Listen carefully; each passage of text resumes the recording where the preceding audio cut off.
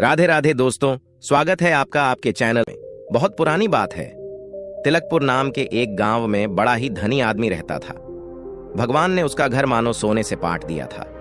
उसकी हवेली दूर दूर तक प्रसिद्ध थी, लेकिन इस ढेर सारे सोने और संपत्ति से भी ज्यादा प्यारी और अनमोल चीज उसके पास थी, और वो थी उसकी इकलौती बेटी माधुरी। माधुरी ऐसी रूपवती थी कि उसके आगे तिलकपुर की सारी सुंदरियां फीकी पड़ जाती थीं। उसकी चाल में मयूर जैसा नृत्य, आवाज में कोयल जैसी मिठास और आंखों में ऐसी गहराई थी जो हर देखने वाले को मंत्रमुग्ध कर देती थी। इसी गांव में एक युवक भी रहता था जिसका नाम रामेश्वर था, लेकिन गांव वाले उसे गरीब प्रेमी कहकर बुलाते थे। भगवान ने उसे इस धरती पर गरीब ही भेजा था और गरीब ही रखा। उसके पास न तो कोई जमीन थी, न कोई घर, और न ही पहनने के लिए अच्छे कपड़े, लेकिन उसके पास जो था वो अनमोल था। उसका सच्चा दिल और गीत गाने की अद्वितीय प्रतिभा। उसकी सारंगी पर जब उंगलियां थिरकती थीं तो मानो उसमें से जादू निकलता था। वह वीरों की विजय गाथा गाकर तिलकपुर के लोगों का दिल जीतता था। गांव में होने वाली ब्याह शादियों और त्योहारों में वह अपने गीतों से खुशियां बांटता था। इन्हीं ब्याह शादियों में एक दिन उसने पहली बार माधुरी को देखा। जैसे ही उसकी नजर माधुरी पर पड़ी, उसे ऐसा लगा मानो उसकी दुनिया थम गई हो। उसकी सांसें रुक गईं और उसके दिल ने पहली बार किसी के लिए धड़कना शुरू किया। दूसरी ओर माधुरी ने भी उसकी गीतों में छुपे सच्चे जज्बातों को महसूस किया और दोनों के बीच एक अनकहा रिश्ता बन गया। लेकिन माधुरी जैसे सपने देखने वाली लड़की के लिए रामेश्वर का प्यार केवल एक ख्वाब था। दोनों जानते थे कि उनका प्रेम समाज के नियमों और अमीरी गरीबी की दीवारों में उलझा हुआ था। एक दिन की बात है, रामेश्वर अपने छोटे से झोपड़े में उदासी में बैठा था। उसकी आंखों में एक अजीब सा दर्द था। तभी उसकी प्रेमिका माधुरी चुपके से उससे मिलने आई। उसने रामेश्वर का हालचाल पूछा और उसकी उदासी का कारण जानना चाहा। रामेश्वर ने भारी मन से कहा, माधुरी, मैं तुझसे बेइंतहा प्यार करता हूं, लेकिन सच यही है कि तू कभी मेरी नहीं हो सकती। मैं तेरे लायक नहीं हूं। यह सुनकर माधुरी ने उसका हाथ थामा और बड़े विश्वास के साथ कहा, तुम मायूस मत हो, मेरे पिता से बात करो। वह अपने खर्चे पर हमारी शादी करवा देंगे। वह मुझे इतना धन देंगे कि हम दोनों की जिंदगी आराम से कट जाएगी। रामेश्वर ने एक गहरी सांस ली और जवाब दिया, तू सही कहती है माधुरी, तेरे पिता ऐसा जरूर करेंगे। फिर एक दिन रामेश्वर माधुरी का हाथ मांगने उसके पिता कन्हैया लाल के पास पहुंचा। कन्हैया लाल को जब पता चला कि रामेश्वर गरीब है तो वह क्रोधित हो गए। उन्होंने रामेश्वर की गरीबी का मजाक उड़ाया और उसकी खूब बेइज्जती की। गुस्से में आकर उन्होंने रामेश्वर को घर से बाहर फेंकवा दिया। बाहर निकलते वक्त रामेश्वर ने कहा, आप कहोगे तो मैं यहां से चला जाऊंगा, पर मेरी गरीबी का अपमान मत करो। इसलिए मैंने ठान लिया है कि मैं अपनी मेहनत से अपनी किस्मत बनाऊंगा। मैं 7 साल तक दुनिया की खाक छानूंगा, धन दौलत कमाऊंगा और फिर वापस लौटूंगा। अगर मैं न लौटा तो मान लेना कि या तो मैं मर गया या फिर रास्ते में खो गया। लेकिन तब तक क्या तू मेरा इंतजार करेगी? माधुरी ने उसकी बात सुनी और अपने आंसुओं को रोकते हुए कहा, मैं तुम्हारा इंतजार करूंगी, लेकिन याद रखना, अगर 7 साल पूरे होने के बाद तुम नहीं लौटे तो मैं सोहन से शादी कर लूंगी। वह लंबे समय से मुझसे प्यार करता है। रामेश्वर ने अपनी मां से आशीर्वाद लिया, अपनी छोटी बहन को गले लगाया और अपने कंधे पर थैला डालकर तिलकपुर छोड़ दिया। उसकी आंखों में सपने और दिल में माधुरी से मिलने की उम्मीद थी। जब वह गांव की सीमा पार कर रहा था, तभी अचानक एक घोड़े पर सवार व्यक्ति तेजी से उसकी ओर आया। वह कोई और नहीं बल्कि सोहन था। सोहन ने रामेश्वर से कहा, मैं भी तुम्हारे साथ चलना चाहता हूं। मुझे लगता है हमारी मंजिल एक ही है। रामेश्वर को यह सुनकर खुशी तो नहीं हुई, लेकिन उसने मना भी नहीं किया। दोनों साथ साथ चल पड़े। सफर लंबा था। दिन रात चलते हुए वे कई गांवों और जंगलों से होकर गुजरे। रास्ते में दोनों ने एक दूसरे से कई बातें की। सोहन ने अपनी संपत्ति और ताकत का बखान किया, जबकि रामेश्वर ने चुपचाप अपने सपनों को सहेज कर रखा। एक दिन वे एक ऐसी जगह पहुंचे जहां एक नदी उनके रास्ते में आ गई। नदी चौड़ी थी और धार इतनी तेज थी कि उसे पार करना आसान नहीं था। वहां कोई पुल भी नहीं था। सोहन ने कहा, तुम इसे तैरकर पार करो, मैं तुम्हारे पीछे पीछे आता हूं। रामेश्वर ने अपने कपड़े उतारकर किनारे पर रख दिए और तैरने के लिए नदी में उतर गया। उसका मन दृढ़ था, लेकिन उसे नहीं पता था कि यह यात्रा उसे कहां ले जाएगी। पार पहुंचकर जब उसने मुड़कर देखा तो उसकी आंखों के सामने एक अजीब दृश्य था। उसने चिल्लाकर कहा, हे ईश्वर, यह कैसी मुसीबत है। उसने देखा कि सोहन उसके कपड़ों को समेटकर अपने घोड़े पर सवार हो गया था और तिलकपुर की ओर भागा जा रहा था। उसकी आंखों के सामने केवल उड़ती हुई धूल और सरसराते हुए सांप जैसा सोहन का रूप रह गया था। गरीब प्रेमी बस नदी किनारे खड़ा देखता रह गया और सोहन ने तिलकपुर पहुंचकर अपना घोड़ा रोका। तिलकपुर में सोहन सीधे गरीब प्रेमी की मां के पास पहुंचा। उसने झूठी सहानुभूति जताते हुए कहा, तेरा बेटा नदी की तेज धार में बह गया और डूबकर मर गया। ये रहे उसके कपड़े जो मैं वापस लाया हूं। मां के लिए यह सुनना किसी वज्रपात से कम नहीं था। अपने बेटे के कपड़ों को देखकर वह जमीन पर गिर पड़ी और रोते हुए विलाप करने लगी। वह यह सोच भी नहीं पा रही थी कि उसका बेटा अब इस दुनिया में नहीं रहा। इसके बाद सोहन गरीब प्रेमी के कपड़े लेकर माधुरी के पास पहुंचा। उसने माधुरी से कहा, अब तुम्हें इंतजार करने की कोई जरूरत नहीं। तुम्हारा गरीब प्रेमी अब इस दुनिया में नहीं रहा। ये उसके कपड़े हैं। अब तुम मुझसे शादी करने के लिए आजाद हो। माधुरी ने कपड़ों को देखा और फिर मन में मुस्कुराते हुए कहा, तुम भी किसकी बातों पर भरोसा कर रही हो? यह सब सोहन की मनगढ़ंत कहानी है। जब तक 7 साल पूरे नहीं हो जाते मैं किसी और को अपना पति नहीं बना सकती। यह कहकर माधुरी ने दीवार पर टंगी बांसुरी को उतारा और गरीब प्रेमी का प्रिय गीत बजाने लगी। उसकी आंखों में अपने प्यार पर अटूट विश्वास झलक रहा था। इधर नंगे पांव और नंगे बदन गरीब प्रेमी एक अनजान गांव में जा पहुंचा। गांव के भले लोगों ने उसकी हालत देखी तो उसे कपड़े और खाना दिया। उनके इस एहसान का बदला उसने अपने मधुर गीतों और सारंगी की जादुई धुन से दिया। उसके संगीत ने गांव वालों का दिल जीत लिया। इस तरह वह एक गांव से दूसरे गांव, एक नगर से दूसरे नगर घूमता रहा। उसकी आवाज और संगीत का जादू दूर दूर तक फैल गया।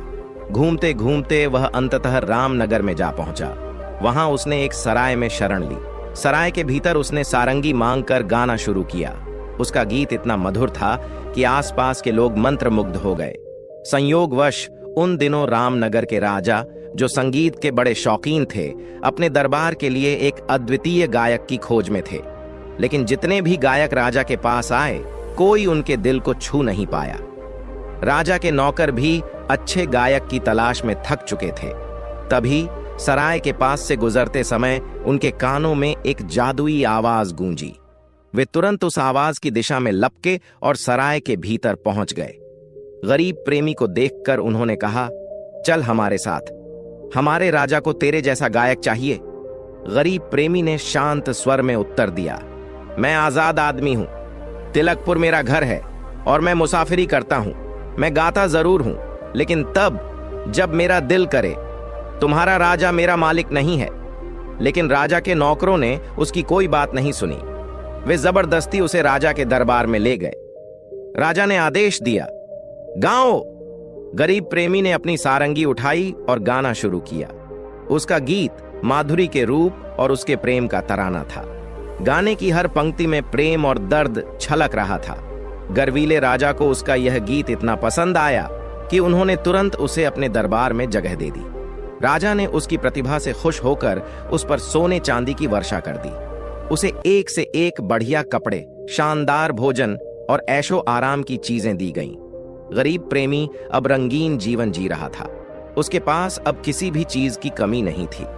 लेकिन इन सब के बीच उसका दिल अभी भी माधुरी के इंतजार में धड़कता था। लेकिन इतना जरूर था कि नियत अवधि का समय धीरे धीरे खत्म हो रहा था। 7 साल का वादा अब अंतिम दौर में पहुंच चुका था। 7 वर्षों में से आखिरी साल भी जैसे हवा की तरह फिसलता जा रहा था। लेकिन रामनगर के ऐशो आराम और राजा के दरबार की चकाचौंध में खोए हुए गरीब प्रेमी को यह एहसास ही नहीं था कि वादा निभाने का समय आ चुका है। उधर तिलकपुर में माधुरी अभी भी अपने वादे पर अडिग थी। लेकिन उसके धैर्य की परीक्षा भी खत्म होने वाली थी। उसी समय गांव में एक सौदागर सुधाकर अपने 40 ऊंटों और 80 गुलामों के साथ दूर देश जाने की तैयारी कर रहा था। माधुरी ने उसे बुलवाया और एक सुंदर सुनहरी नक्काशी वाली सारंगी उसे सौंपी। उसने सौदागर से कहा, इस सारंगी को अपने कार्यवाह में सजा कर रखना। जिस भी नगर में तुम जाओ, इसे दिखाना और यह घोषणा करना कि जो व्यक्ति इस सारंगी को अपना साबित कर देगा, उसे यह सारंगी ही नहीं बल्कि इसके साथ एक इनाम भी दिया जाएगा। सौदागर ने माधुरी की बात मान ली और अपने सफर पर निकल पड़ा। वह जहां जहां गया उसने वही किया जो माधुरी ने कहा था। हर जगह सारंगी को अपने सामान के साथ सजा कर रखता और माधुरी का संदेश सुनाता। लेकिन जितने भी लोग उसे देखते, किसी ने भी यह दावा नहीं किया कि यह सारंगी उनकी है। किसी ने उसे हासिल करने की कोशिश तक नहीं की। न सारंगी किसी ने ली, न इनाम। समय बीतता गया और सौदागर का सामान धीरे धीरे बिकने लगा। आखिरकार अपने बचे खुचे सामान के साथ वह रामनगर जा पहुंचा। वहां भी उसने माधुरी के संदेश को नगर भर में फैलाया। इस खबर ने हर तरफ हलचल मचा दी। उधर गरीब प्रेमी, जो अब दरबार में एक प्रतिष्ठित गायक बन चुका था, ने भी इस खबर को सुना। जैसे ही उसने सुना कि तिलकपुर का एक सौदागर एक अनोखी सारंगी और इनाम की बात कर रहा है, उसका दिल जोर से धड़कने लगा। उसे तुरंत समझ आ गया कि यह वही सारंगी है जो माधुरी ने उसे दी थी। वह भागता हुआ उस सराय में पहुंचा जहां सौदागर ठहरा हुआ था। वहां उसने दुकान में सजाई गई सारंगी को देखा। उसकी आंखें भर आईं। जैसे ही उसने सारंगी को देखा, उसने तुरंत पहचान लिया और उत्साह से बोला, यह सारंगी मेरी है। सौदागर ने ध्यान से उसकी बात सुनी और कहा, अगर तुमने इसे पहचान लिया है तो यह वाकई तुम्हारी ही है। माधुरी ने यह काम मुझे सौंपा था और तुम्हें इसे पहचानने का हकदार मान लिया गया है। अब समय की बर्बादी मत करो, जल्दी से तिलकपुर पहुंचो। माधुरी ने तुम्हारा इंतजार करते करते 7 साल पूरे कर दिए हैं। अगर तुम सही समय पर नहीं पहुंचे तो वह किसी और से शादी कर लेगी। यह सुनते ही गरीब प्रेमी के चेहरे पर चिंता की लकीरें उभर आईं। उसने निराशा में अपना सिर पकड़ लिया। वह सोचने लगा कि नियत अवधि खत्म होने में केवल 7 दिन बचे हैं, जबकि तिलकपुर पहुंचने के लिए कम से कम 30 दिन लगेंगे। उसका दिल घबराने लगा, लेकिन उसने हार मानने से इनकार कर दिया। गरीब प्रेमी ने फौरन एक तेज घोड़ा खरीदा और साथ में सोने के सिक्कों से भरी एक थैली लेकर निकल पड़ा।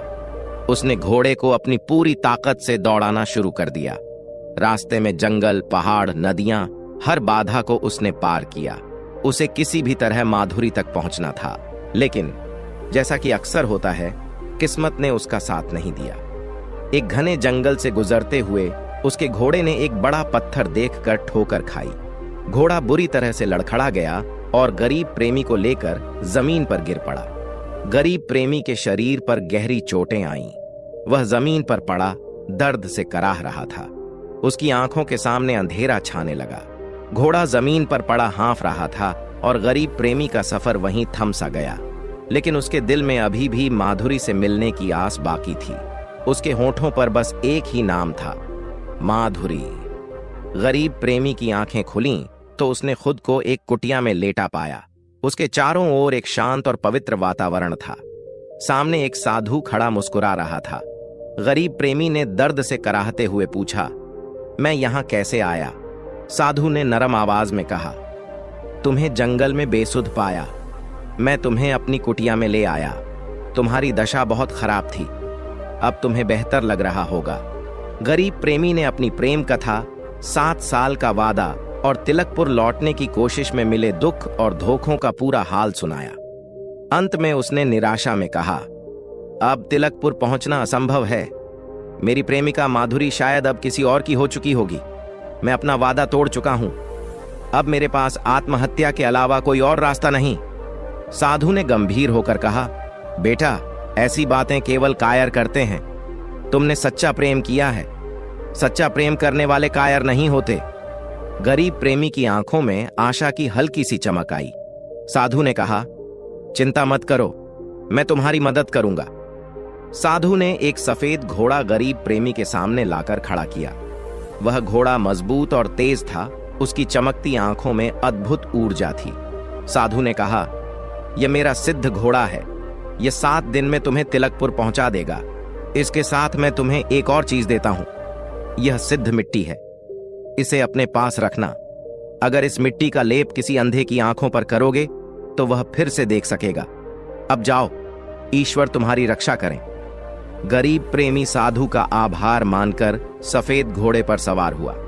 घोड़ा दौड़ने लगा तो ऐसा लग रहा था मानो हवा से बातें कर रहा हो। गरीब प्रेमी ने घोड़े को तेजी से दौड़ाया। रास्ते में उसने न दिन देखा न रात। उसकी आंखों में केवल तिलकपुर और माधुरी का चेहरा था। हर गुजरते क्षण के साथ उसका उत्साह बढ़ता गया। आखिरकार ठीक 7वें दिन देर रात में वह तिलकपुर पहुंचा।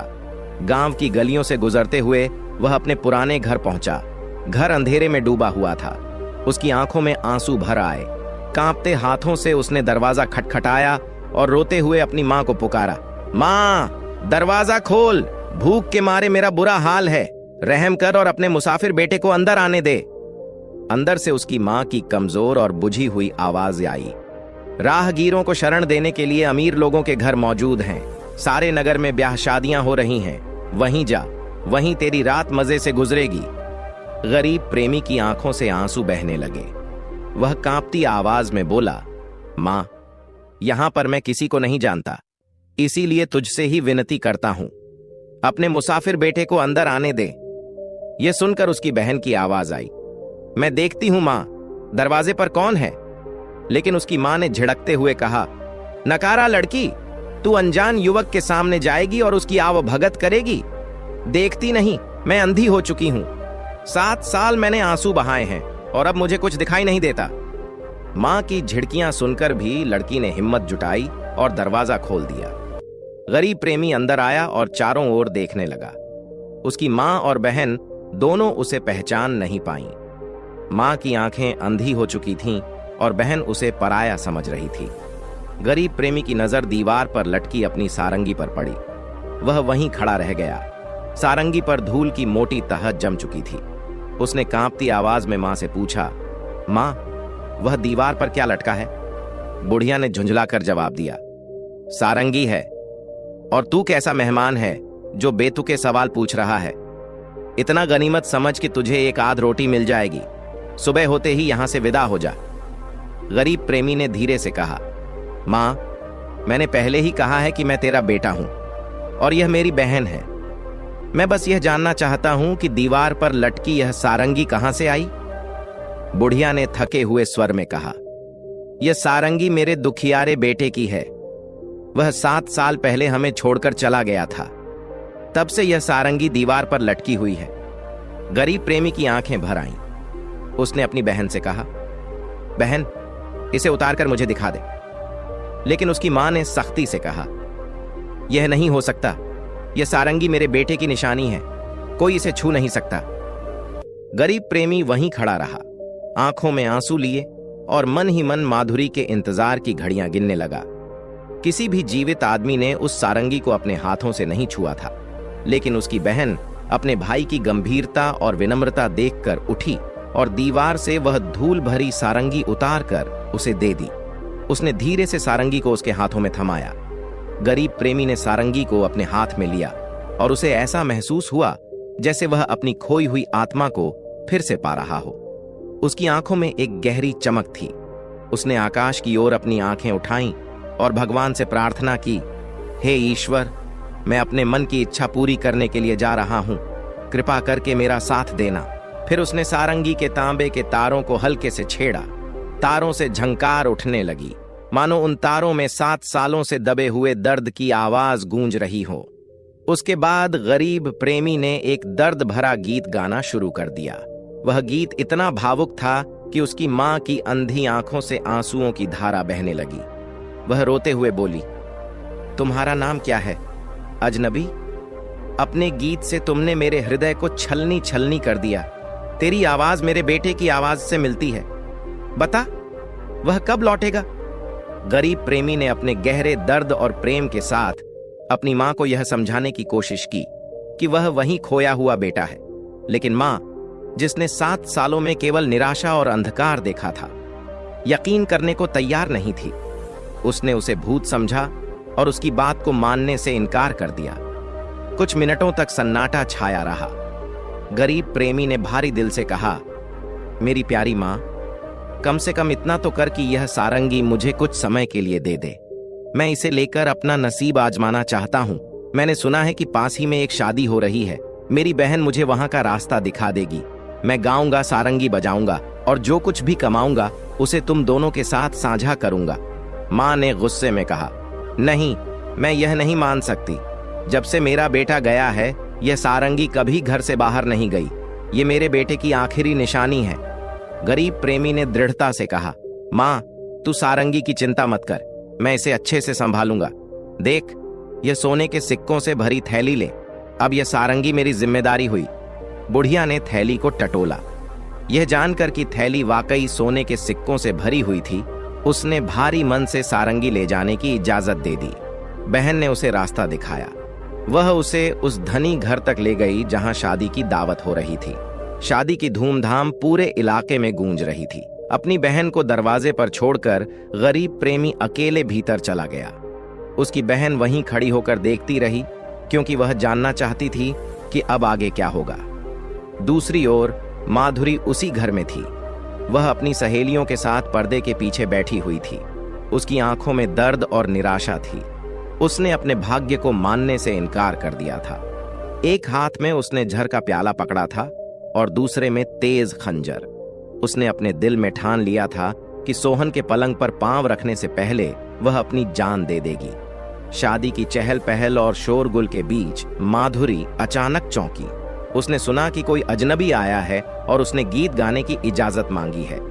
माधुरी के कान खड़े हो गए। उसे कुछ खास महसूस हुआ। उसकी धड़कनें तेज हो गईं। उसके मन में सवाल उठने लगे, यह कौन हो सकता है? क्या यह वही है जिसका मुझे इंतजार था? सोहन, जो अपने सगे संबंधियों और साथियों के साथ खाने पीने में मस्त था, इस अजनबी की उपस्थिति से पूरी तरह बेखबर था। लेकिन माधुरी का ध्यान पूरी तरह उस अजनबी पर था। उसकी आंखें पर्दे के पीछे से झांकने लगीं। क्या यह संभव है? माधुरी ने अपने दिल में हलचल महसूस की। उसने अपनी सहेलियों से कहा, देखो तो, ये कौन है जो इतनी हिम्मत से गीत गाने आया है? सोहन ने उस अजनबी की बातों को सुनते हुए मुस्कुराकर कहा, बेशक तुम गीत गाओ, शादी का मौका है और गाने बजाने वालों को भला कौन मना कर सकता है। अगर तुम्हारा गीत मुझे पसंद आया तो मैं तुम्हें इनाम में एक मुट्ठी सोना दूंगा। इसके बाद गरीब प्रेमी ने धीरे से अपनी सारंगी उठाई। उसके हाथों की हल्की सी हरकत ने तारों से मधुर ध्वनि निकाली और उसने एक भावपूर्ण गीत गाना शुरू कर दिया। गीत की शुरुआती पंक्तियों ने ही सभी का ध्यान खींच लिया। उसने गाया, रामनगर में मैंने मिश्री मदिरा का जाम लगाया और सिर्फ 3 ही दिन में मैं उड़कर यहां पर आया। सोहन का भाई, जिसे दिमाग में बुद्धि कुछ कम ही थी, अचानक उग्र हो गया। वह अपने स्थान से उठ खड़ा हुआ और कमर से खंजर निकालते हुए चिल्लाया, तू झूठ बोलता है। रामनगर से यहां कोई 3 दिन में कैसे आ सकता है? उसकी आंखों में गुस्सा और शक दोनों ही साफ झलक रहे थे। सोहन ने तुरंत उसे शांत करने की कोशिश की। उसने भाई के कंधे पर हाथ रखते हुए कहा, अरे भाई, यह तो गायक है। गायक अपनी कल्पनाओं में पूरी दुनिया का सफर कर सकते हैं। उनकी बातों को दिल पर मत ले, इसे गाने दो। आज का दिन खुशी का है, इसे खराब मत कर। गरीब प्रेमी ने मुस्कुराते हुए अपने गीत को आगे बढ़ाया। उसकी आवाज में दर्द और सच्चाई का अनोखा मेल था। हर पंक्ति के साथ वहां मौजूद लोग और अधिक मंत्रमुग्ध हो रहे थे। दूसरी ओर पर्दे के पीछे बैठी माधुरी के कानों में जैसे ही उस आवाज के स्वर पहुंचे, उसका दिल तेजी से धड़कने लगा। उसने धीरे से अपने सहेलियों की ओर मुड़कर कहा, तुम नहीं पहचान सकी इसे, लेकिन मैंने इसे पहचान लिया है। यह आवाज सिर्फ मेरे गरीब आशिक की हो सकती है, कोई और ऐसा गा ही नहीं सकता। उसने तेजी से अपने हाथ से झार का प्याला एक तरफ फेंका और खंजर को दूर रख दिया। अपनी सहेलियों को छोड़कर वह दौड़ती हुई पर्दे से बाहर आई। झरोखे के पास पहुंचकर उसने जैसे ही उस अजनबी को देखा, उसकी आंखों से आंसुओं की धारा बह निकली। यह वही है, माधुरी के दिल ने पुकारा। उसके कदम स्वतः उस ओर बढ़ने लगे। वह दौड़ती हुई गरीब प्रेमी के पास पहुंची और बिना कुछ कहे उसके गले से लिपट गई। दोनों कुछ पलों के लिए बेसुध हो गए। वहां मौजूद सभी लोग इस नजारे को देखकर हक्के बक्के रह गए। सोहन का भाई, जो पहले ही नाराज था, यह देखकर आग बबूला हो गया। उसने खंजर निकाल लिया और गुस्से में उन दोनों पर टूट पड़ा, लेकिन सोहन ने बीच में आकर उसे रोक लिया। उसने गंभीर आवाज में कहा, भाई रुक जा, अपने गुस्से को काबू में रख। याद रख, इस जन्म में मुझे वही मिलेगा जो मेरे भाग्य में लिखा है। अगर माधुरी मेरे भाग्य में नहीं थी तो इसमें किसी की गलती नहीं। माधुरी, जो होश में आई थी, शर्म और लाज से लाल हो गई। उसने अपने हाथों से अपना चेहरा छिपा लिया और धीरे धीरे पर्दे के पीछे ओझल हो गई। लेकिन सोहन ने उसकी ओर दया और सहानुभूति भरी नजरों से देखा। उसने शांत स्वर में गरीब प्रेमी से पूछा, भाई, इतने थोड़े समय में तू इतना लंबा सफर तय करके यहां कैसे आ गया? गरीब प्रेमी ने तब पूरी कहानी सुनाई। उसने साधु से मिलने, उसके दिए घोड़े और जादुई मिट्टी का उल्लेख किया। इस बीच उसकी बहन, जो दरवाजे पर खड़ी यह सब सुन रही थी, दौड़कर अपनी मां के पास गई। उसने चिल्लाकर कहा, मां, वह सचमुच मेरा भाई और तेरा बेटा है। वह अपनी मां को हाथ पकड़कर वहां ले आई जहां दावत हो रही थी। गरीब प्रेमी ने अपनी झोली में से वह जादुई मिट्टी निकाली और उसे पानी में घोलकर अपनी मां की आंखों पर लेप कर दिया। उसने कहा, मां, अब सच साबित हो जाएगा कि मैं एक महान साधु से मिलकर आया हूं। मिट्टी का लेप करते ही मां की आंखों की रोशनी लौट आई। उसने अपने बेटे को देखा और उसे गले से लगा लिया। वहां मौजूद हर व्यक्ति इस चमत्कार को देखकर हैरान था।